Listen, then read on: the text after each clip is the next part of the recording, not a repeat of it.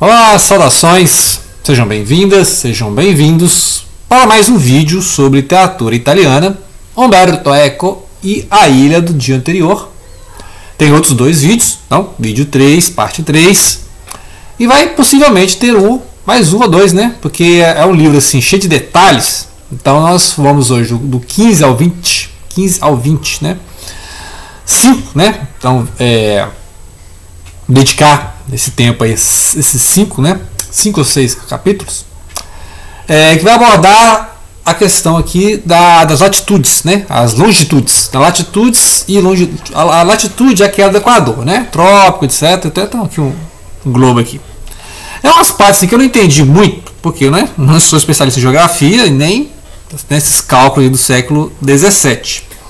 Mas é interessante como é que ele explica, né? Ele é bem didático, ele explica assim, algumas coisas que eu lembro lá da leitura do Júlio Verne, A Volta ao Mundo em 80 Dias, que tem um pouco disso também na questão do tempo, né? Então tem aqui um globo, né?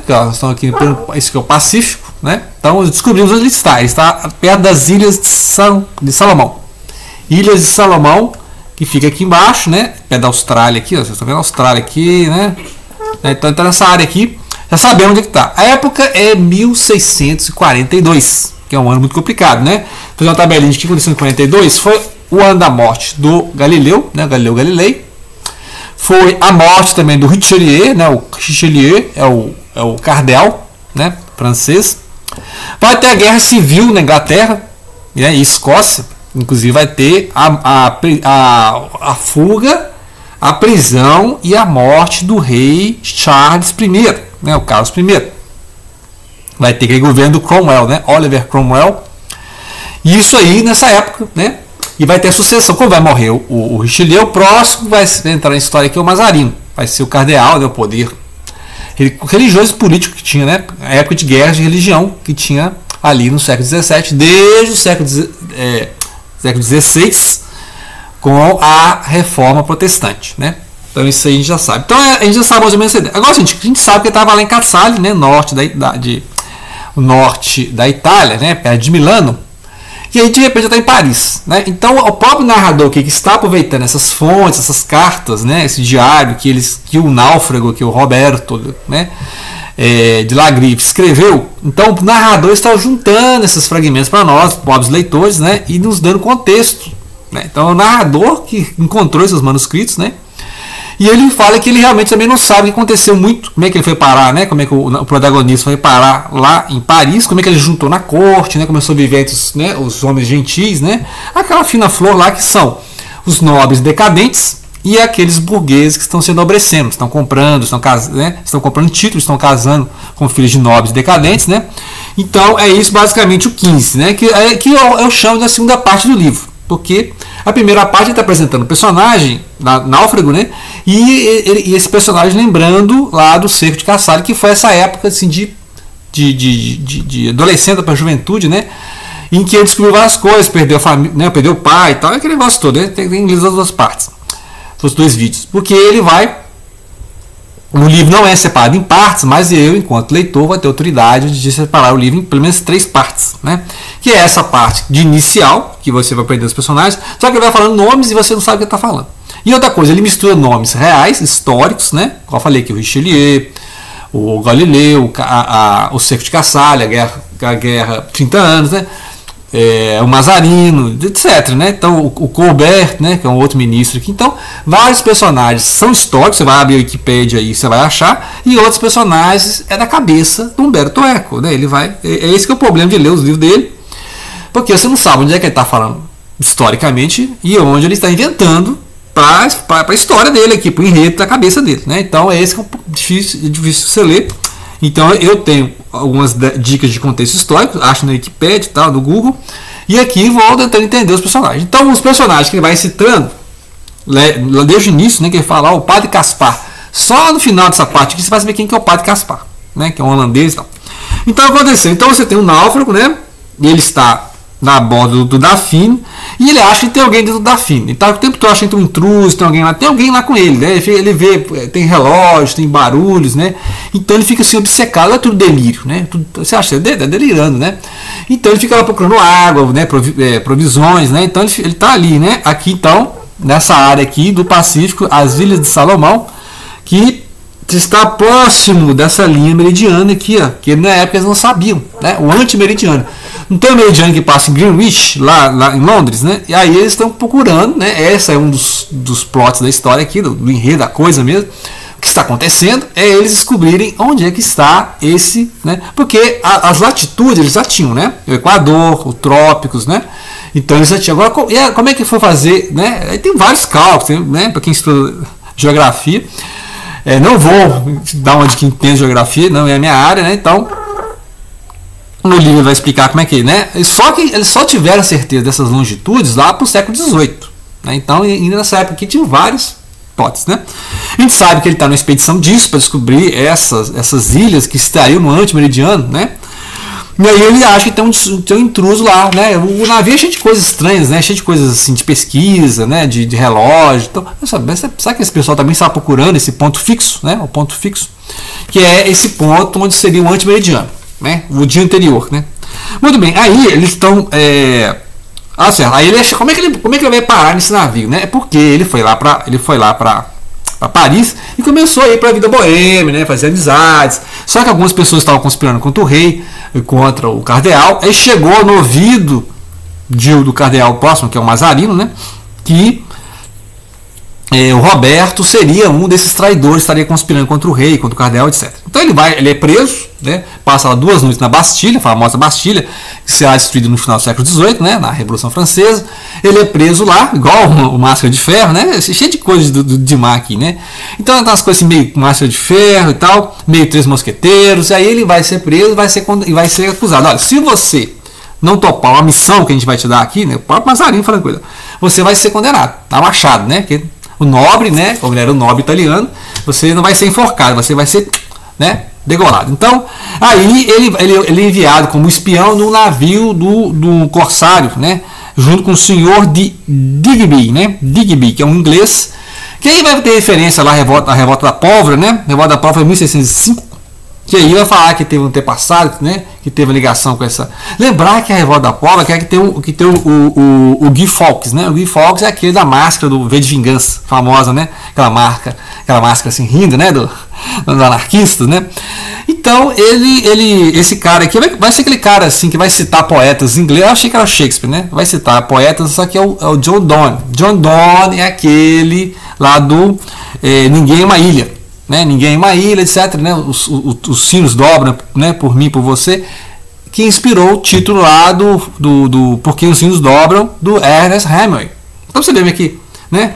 Então tem uns versos aqui que parece Shakespeare, é o John Donne, né? Conferi alguns aqui, e aí ele vai mostrando, então ele vai se turmando com esses ingleses, né? E aí entra para esse navio holandês. Aí o navio vai zarpar lá da Holanda. Lembrar que nessa época a França estava fazendo seu império marítimo, né, suas colônias, invadiram o Brasil no meados do século XVI, e nessa época eles tinham concorrência, que eram os ingleses e os holandeses, né? Os holandeses estavam incomodando o meio mundo, porque os holandeses vão chegar até lá onde é a Indonésia, isso aqui, ó, a Indonésia. Então os holandeses vão chegar aqui ao norte da Austrália, né?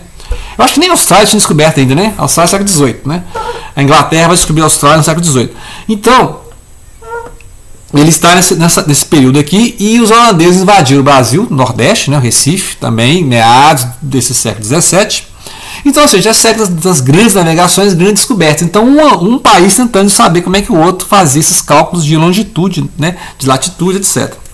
E aí eles vão falar muito uma coisa assim, meio alquimia, né, alquimia, que é um tal de um pó de simpatia, né, que é um unguento armário. E aí vai descobrir que esse pó, né, ele tira a ferida, né, que é um negócio meio alquímico, também não entendi nada disso também, né? Eu gosto de alquimia aqui, que é um negócio de simpatia, tipo um voodoo, que, né, por exemplo, se você feriu, né, e seu sangue ficou na arma, se você fizer uma mágica na arma, você vai sentir a dor na ferida, uma coisa assim, né? Ou então vai limpar a ferida. Muito bem, essa questão da alquimia era muito interessante no século XVI e XVII, porque é aqueles livros, né, de alquimia, né? O celular é impressionante, né? Aí, muito bem. Aí esses pós de alquimia, né? O Vintrilo, né? Que ele vai citar vários autores que tratam desses temas, que ele já fala lá no Pedro de Foucault, né? Pedro de Foucault também, no Humberto Eco, que ele vai falar do Kirchner, do Froude, do Foster, né? Esse pessoal que estudava alquimia nessa época, que aí tinha esse pó, né? Esse pó aguenta armário, nem sei se é esse aqui, né? Esse aqui tem sinal de pó da simpatia mesmo, né? Uma coisa meio voodoo assim. Muito bem, vamos lá, tem mil histórias pela frente aqui, ó. E falta ainda 5 minutos para falar. Aí, então o Roberto é preso, né? E aí ele não é condenado porque o Mazarino aqui fala, então você vai entrar nessa missão. Aí ele entra na missão, vai lá para esse, e ele é chamado de São Patrício, né? Sabe, não chama ele, você é um estrangeiro aqui, você é o São Patrício, né? E chama ele de São Patrício, que é a terra de nascimento dele.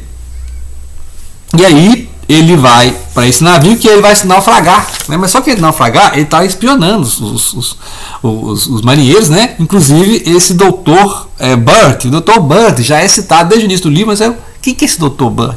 É porque ele cita muitos personagens antes de mostrar na história, né? Igual o Caspar, que o padre Caspar falava. Quem que é padre Caspar? Quem está dando o contexto é o narrador e não o protagonista que está escrevendo em primeira pessoa muitas vezes, né? Então você fica nessa dúvida que o narrador tem que completar as informações, ele tem que pensar quem que é esse cara que ele está falando, né? Então o Dr. Bird é o inglês, um beberrão, né? E que entra uma bebida e outra, fica ali contando as histórias das navegações e tal, né? Da guerra ali contra os espanhóis, lembrar, né? Se lembrar que os ingleses derrotaram os espanhóis, lembra lá na época do Shakespeare, tem pesquisa aí, né? Teve a derrota da grande armada espanhola, então essas coisas, fica essas conversas, né, de marinheiro. E aí você tem as cenas então do Roberto lá náufrago, né, no Dafne, e ele lembrando de como é que ele chegou a bordo do Dafne. Só que o navio que ele estava é o Amarillo, né? Confunde muitas vezes porque os dois navios são holandeses. Então você fala assim, quem está falando de qual navio? Ah, tá. Então o Amarillo é o navio que ele foi até lá, né? E ele vai descrevendo essas navegações, né? E aí vai percebendo que o Dr. Burt, ele vai acordando cada dia mais cedo, né? Cada dia que vai passando, ele vai acordando mais cedo. Ele fica anotando os negócios lá, anotando, né, a posição das estrelas. Ah, esse cara ele está pesquisando realmente a longitude, né? Ele está querendo saber o quanto que eles estão afastando de Londres, né? Do meridiano de Londres, que é a horas, né? Então, meio-dia em Londres, em algum lugar vai ser meia-noite. Eles estão procurando saber em que lugar que é meia-noite, né? Que aí, se descoberta essa linha, descobriram, hoje em dia tem essa linha internacional de data, né? Ela fica no anti-meridiano, né? Ou seja, então, onde é meio-dia, então meio-dia em Londres é meia-noite nesse lugar, que é as Ilhas de Salomão, que está aqui, né? Cortando a terra, que é na Oceania. E aí, tem a convenção de que de um lado da ilha é, né, um dia e do outro, então a gente tem 24 horas, assim, no sentido de datas, né? Então por isso que a ilha é o dia anterior. Ele vai estar numa ilha que ele vai estar olhando para o dia anterior, né? Então, ou seja, num dia 24 ele está olhando para o dia 23. Só que, obviamente isso é convenção, né? É o mesmo dia, só que a convenção, a ilha é uma linha internacional de data, né? Então tem uma ilha lá, tem duas ilhas lá no estreito de Bering, né? E que acontece isso, de um lado data, do outro lado tem outra data, né? Mas é o mesmo dia, só convenção, né? Assim como esses fusos horários também são muito arbitrários, né? Você pode ver, o Brasil não é uma linha reta, né? Assim, tem uns países, né, que a China, a Rússia, que tem várias linhas, né? Os Estados Unidos, então é muito convenção, é muito assim, né? Arbitrário. Estabelece uma linha aqui. E aí ele vai espionando esses hábitos lá do Dr. Burt e percebe que tem outros espiões no navio, né? Só que tudo isso acaba na noite em que ele descobre que eles usam o método de abrir uma ferida num cachorro, né? E aí alguém lá em Londres deve fazer, né, algum tipo de mágica lá na espada que feriu a faca que feriu o cachorro, e o cachorro vai ficando sofrendo, né, ao longo da viagem, então ele vai marcando, deve ser meia-noite em Londres, né? Então aqui é tantas horas. Então é isso, você vai explicando isso aqui. Só que tudo isso acaba de repente porque tem um naufrágio, né? Ele vai chegar lá então nessas ilhas, perto dessas ilhas Salomão, vai descobrir esse segredo, né? Por que o cara todo dia ele acorda mais cedo, fica anotando lá a posição das estrelas e tal. Não gosto de falar do assunto, mas ele sabe o assunto, né? O Dr. Bud se conversando lá, mas você sabe como é que mede essas meridianas, né? Então, aí o cara até fala, tem um cavaleiro lá que fala assim, olha, quem encontrar uma forma para estabelecer os meridianos seria o senhor dos meridianos, seria o senhor dos oceanos.